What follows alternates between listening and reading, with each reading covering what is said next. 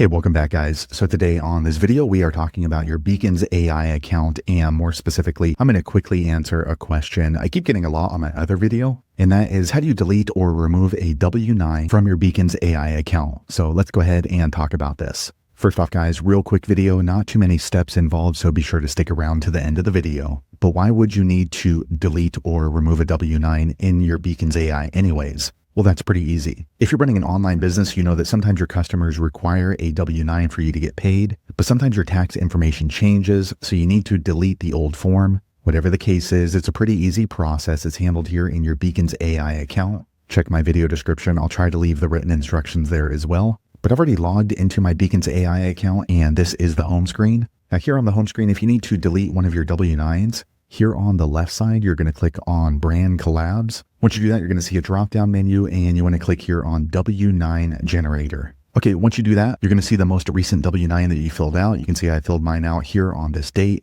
But if your tax information has changed, or your corporate structure has changed, or maybe your tax ID, you need to delete this one, so click here on Delete. Once you do that, you're going to see this pop up. Your W-9 will be deleted. This cannot be undone. If you're okay with that, click on Delete. All right, once you do that, the page refreshes, and now you can go ahead and fill out a new W-9 with your new tax information. So there you have it, guys. If you're wondering how to delete or remove a W-9 in your Beacons AI, that's the easiest way I know how to do it. If you know an easier way, be sure to leave a comment below. Let the rest of us know how you did it. Hopefully you found that video useful. If so, click thumbs up, or maybe consider subscribing to my channel, and I hope to see you on the next video. Thanks again for watching.